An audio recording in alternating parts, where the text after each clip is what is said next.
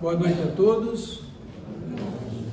O meu nome é Sebastian e, dando sequência às nossas palestras sobre o Evangelho segundo o Espiritismo, nós vamos hoje falar sobre o capítulo 4, que é Ressurreição e Reencarnação.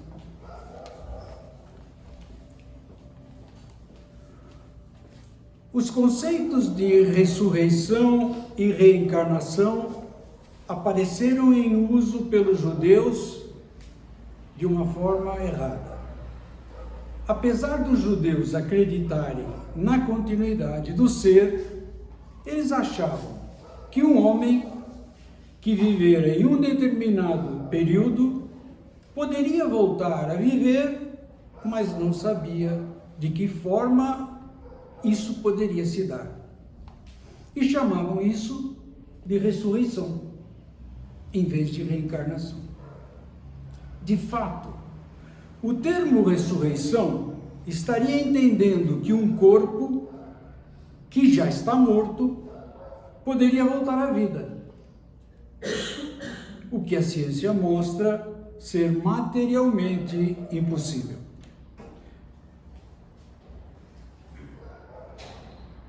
Mormente quando os elementos desse corpo já foram reabsorvidos pela terra e esse corpo deteriorado, o que é inviável de acontecer.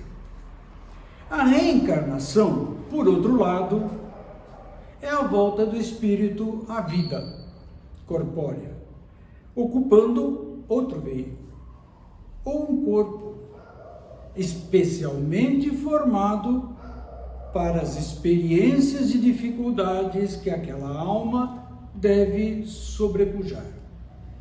Poderíamos aplicar ressurreição a Lázaro. Não poderíamos entender ser correto o uso dessa definição para Elias e João Batista. O corpo de João Batista não poderia ser o corpo de Elias. E, portanto, João não poderia ser Elias ressuscitado, mas sim reencarnado. Essa ideia de que João Batista era Elias e de que os profetas podiam reviver, reencarnar, aparece em muitas passagens e, caso fosse errada, Jesus não a teria confirmado, mas sim combatido. Jesus reforça esses conceitos quando diz a Nicodemos: em verdade te digo, ninguém pode ver o reino de Deus se não nascer de novo. E o que é nascido de carne é carne, o que é nascido de espírito é espírito. Jesus vem trazer a boa nova e exemplifica isso quando diz: até o presente, o reino de Deus é tomado pela violência, sendo que na mensagem dele, o céu, ou a elevação, se conquista através da caridade e do amor. No Espiritismo, entendemos que a reencarnação é o dispositivo criado pela fonte suprema, por Deus, para auxiliar nossa elevação, através de inúmeras experiências na vida corpórea, repetindo a viagem ao mundo físico e ocupando tantos corpos quanto forem necessários para que o aprendizado seja completo. É uma lei da natureza, e como não existe efeitos sem causa, ela justifica todas as anomalias que a vida apresenta. Sem o princípio da pré-existência da alma, as deformidades e sofrimentos não são explicáveis.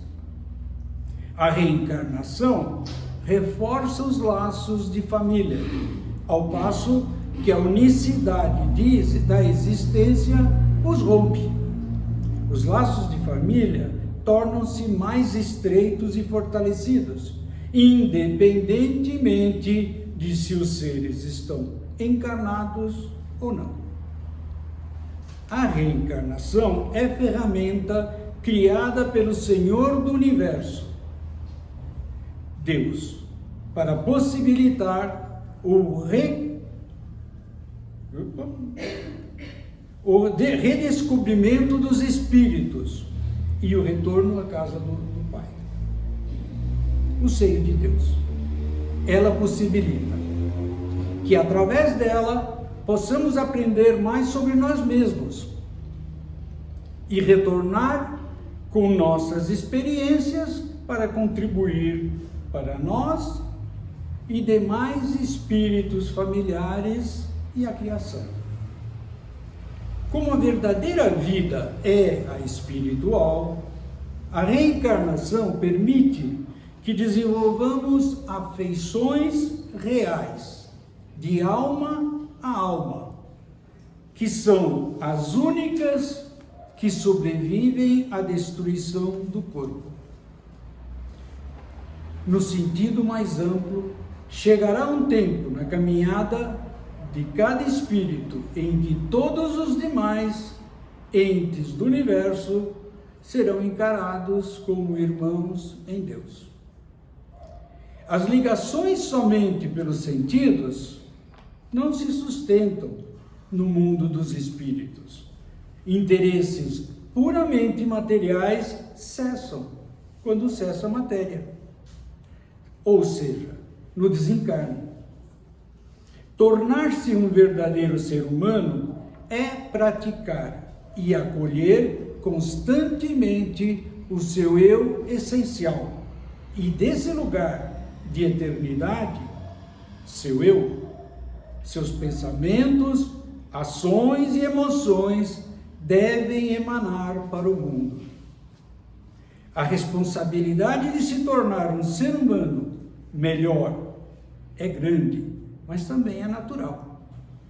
É a oração em movimento, é a sua evolução e o seu livre-arbítrio em ação.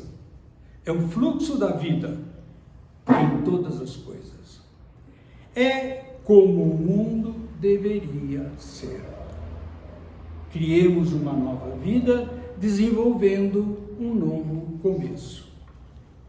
Deus possibilita que nas famílias ocorram encarnações de espíritos antipáticos, diferentes ou estranhos, com os objetivos de servir de prova para uns e de meio de progresso para outros.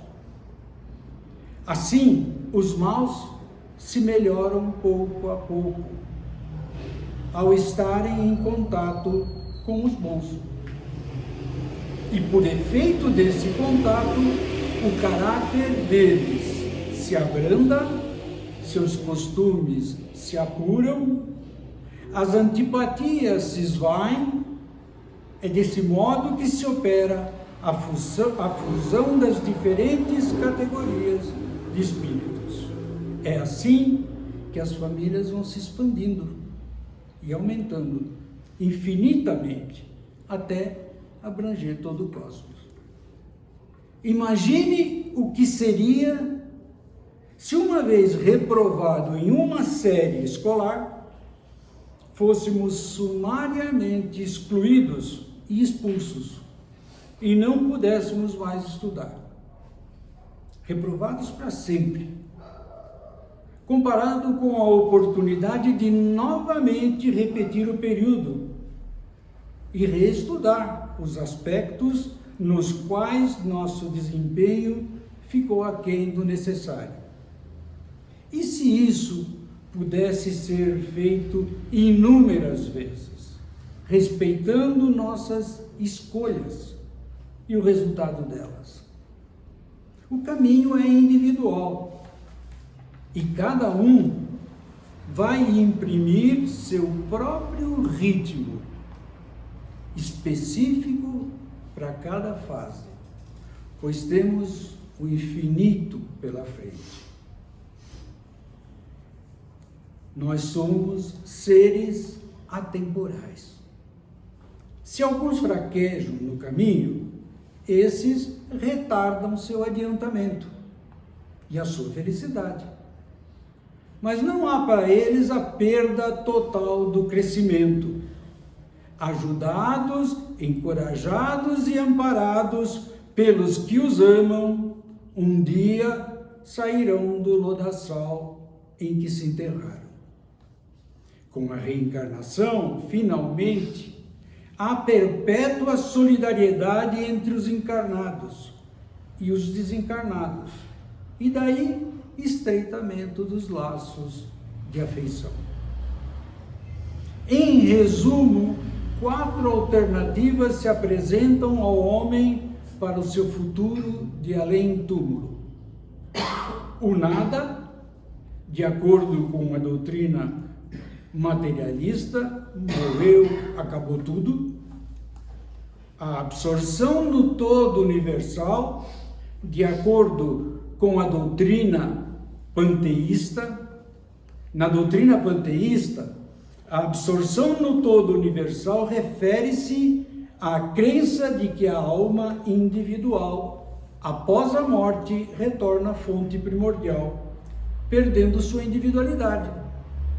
É como uma gota d'água que retorna ao oceano, diluindo-se na vastidão do todo universal. Essa visão, embora reconheça a existência de um princípio inteligente, acaba por anular a individualidade e a possibilidade de continuidade da existência consciente após a morte, similar ao materialismo, mas com a admissão de um princípio espiritual. A individualidade com fixação definitiva da sorte, segundo a doutrina da igreja ou das igrejas, e a individualidade com progressão infinita, conforme a doutrina espírita. Segundo as duas primeiras, os laços se rompem por ocasião da morte, e nenhuma esperança resta às almas de se encontrarem futuramente. Com a terceira, há para elas a possibilidade de se tornarem a ver, desde que sigam para a mesma região, que tanto pode ser o inferno como o paraíso. Com a pluralidade das existências, inseparável da progressão gradativa, há a certeza na continuidade das relações entre os que se amaram. Algumas perguntas escolhidas. Limites da encarnação. Quais os limites da reencarnação? A reencarnação carece de limites precisamente traçados se levarmos em vista apenas o processo que constitui o corpo, que está sendo utilizado pelo espírito, dado que a densidade desse corpo diminui à medida que o espírito se purifica. Nos mundos mais adiantados do que a Terra, ele é menos compacto, menos pesado e menos grosseiro, e, por consequência, menos sujeito a adversidades. Em grau mais elevado, é diáfano e quase fluídico. Vai desmaterializando-se gradativamente e acaba por se confundir com o perispírito. Conforme o mundo em que é levado a viver, o espírito reveste o invólucro apropriado à natureza desse mundo. Necessidade da encarnação. A passagem dos espíritos pela vida corporal é necessária para que eles possam cumprir, por meio de ações materiais, os desígnios cuja execução Deus, através dos espíritos hierarquicamente superiores, ou já mais perto da fonte suprema, lhes confia. Essas experiências ou objetivos podem ser assumidos sem a participação do próprio espírito. caso daqueles ainda atrasados na evolução, ou por escolha própria. A reencarnação é necessária para o bem deles, seres reencarnantes, pois as atividades que precisam exercer e que normalmente eles se propuseram a realizar ou experienciar, lhes auxiliam no desenvolvimento da inteligência e da moralidade. Sendo soberanamente justo, Deus tem de distribuir tudo igualmente por todos os seus filhos.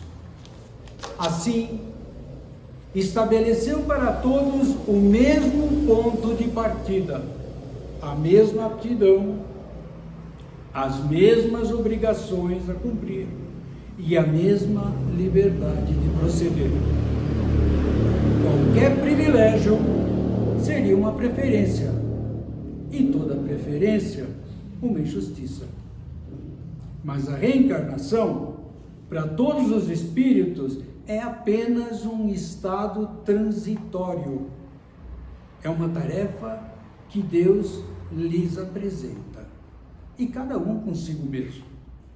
Quando iniciam a vida, como experiência do uso do livre, que farão do livre-arbítrio, os que desempenham com zelo essa tarefa transpõem rapidamente e menos penosamente os primeiros graus de iniciação. E mais cedo gozam dos frutos de seus esforços. Os que, ao contrário, usam mal da liberdade que Deus lhe concede, retardam a sua marcha.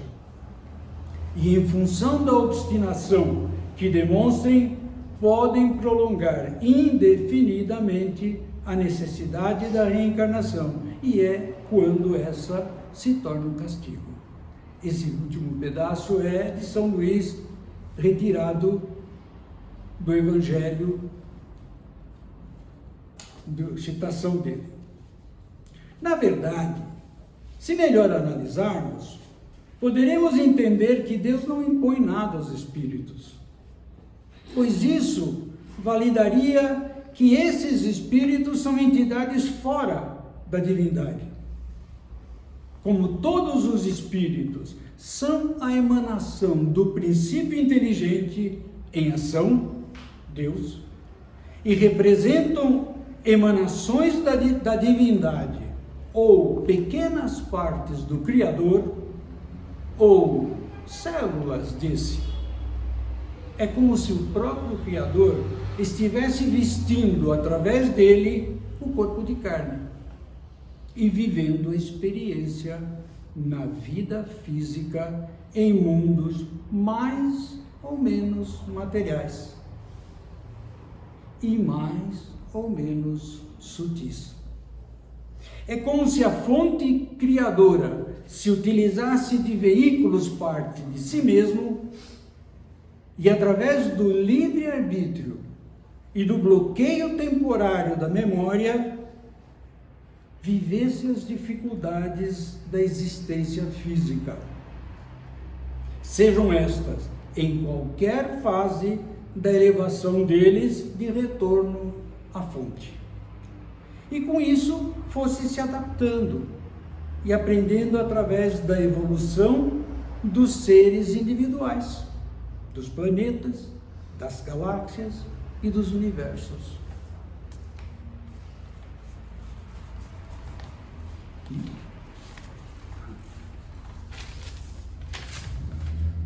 Quando buscamos a eliminação de vícios e deméritos, não estamos, portanto, nos beneficiando como se fôssemos entidades separadas da fonte suprema, mas sim entendendo e assumindo que nós somos um com a fonte.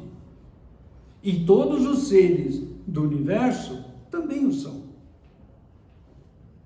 Apesar de cada um ser uma individualidade, e tudo que fazemos em dissonância ou em sinergia com a fonte é parte do caminho de descida e subida das diversas partículas de Deus em exercitação do amor divino.